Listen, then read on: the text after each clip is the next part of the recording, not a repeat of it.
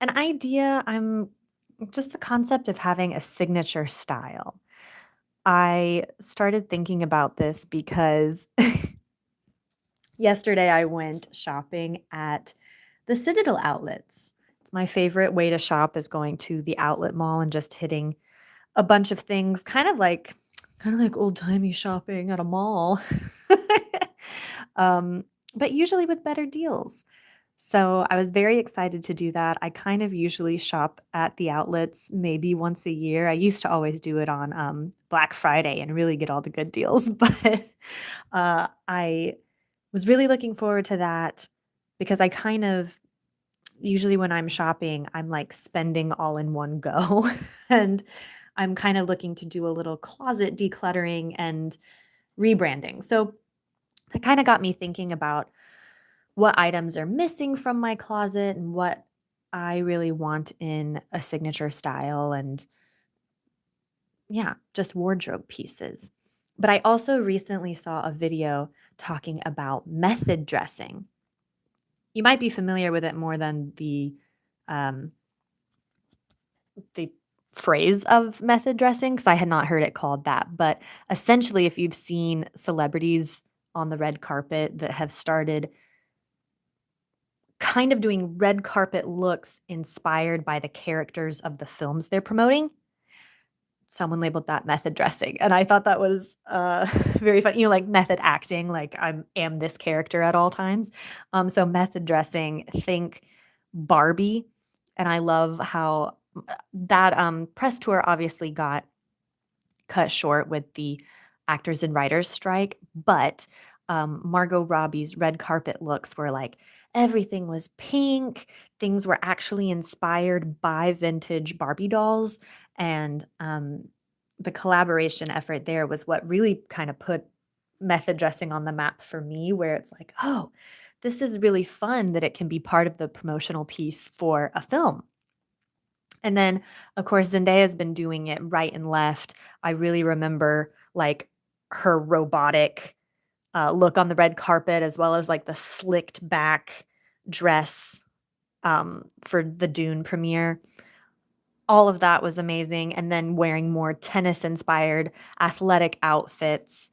Um, oh my gosh, what was that movie called? I can't even think of it, but you know what I'm talking about. Her tennis movie, totally.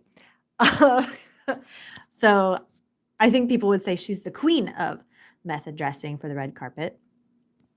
And then I was also thinking of Jenna Ortega when Wednesday came out for Netflix. And this was kind of a way to show her grown up side. I really think it propelled her acting career and made people take her more seriously. She started dressing kind of Wednesday inspired outfits, very black, gothic, chic on the red carpet, so much so that her personality kind of became synonymous with the character of Wednesday, even though she is a separate person and entity. And then, kind of doing similar things with Beetlejuice. Um, so I do think it's fun and interesting that we're now seeing these red carpet moments really be tied into the film promotion and the storytelling kind of extends beyond the film and is part of the distribution and the PR strategy. Um, but that really got me thinking about how much, you know, your wardrobe can really affect a character.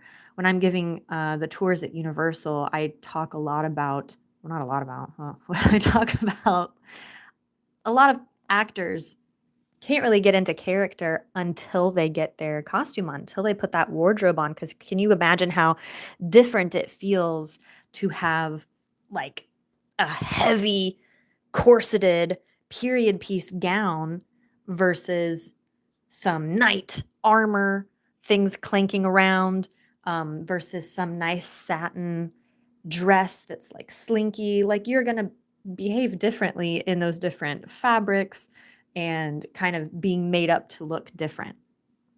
I was thinking of kind of with the method dressing, uh, musical artists sometimes do this a lot with different albums that they're promoting. And Madonna did this a lot, constantly reinventing herself. I personally think of Taylor Swift and her different eras. She has different looks that she was known for. She had her curly blonde hair in her early country days. Then with the Red album, really having the red lip and, the bangs. She had just a certain iconic look that everybody knew. Um, Ariana Grande with the big ponytail, and Sabrina Carpenter now doing the kind of vintage corseted, like Betty Boop inspired looks. I do like how you're cultivating a persona based on the things that you're wearing, and that could be makeup, hair, as well as I don't know if you can hear that. That's my alarm going off. As well as the clothes that you're wearing.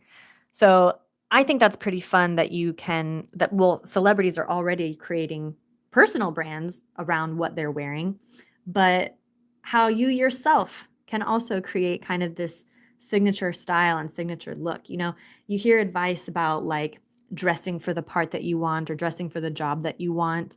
I do really think that the clothes that you put on your body help you move in a certain way about the world. You feel differently about yourself. I mean, think of like TLC's What Not to Wear or Queer Eye on Netflix. Like, they don't take the clothes that you put on your body lightly, because that's telling a story to yourself as well as to the world and how you're choosing to present yourself.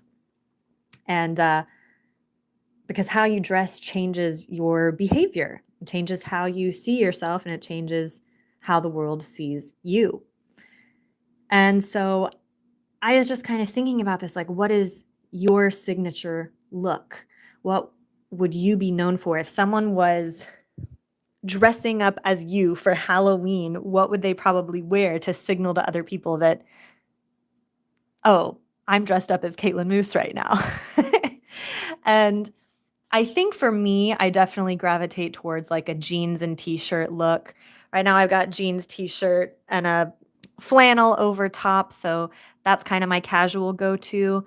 My a little bit dressier, polished version of that would be like jeans, t-shirt, and a blazer on top. But I've been looking at some style videos recently, and I really like the advice not just to have a capsule wardrobe with kind of certain types of pieces, but to really look at your color palette. I don't know if you've ever done like a color matching thing. I actually have had a person do where they're holding up fabrics, and saying, okay, this color doesn't look great. This looks good. This doesn't. This washes you out. It is really interesting because you can see how like your skin might look a little more sickly, or it pops. Or I was already wearing kind of the correct color wheelhouse, but the person doing my color match told me to go for more muted tones. So that way you are seeing me as opposed to the clothes first. So all of that was really interesting. She pegged me as a cool summer.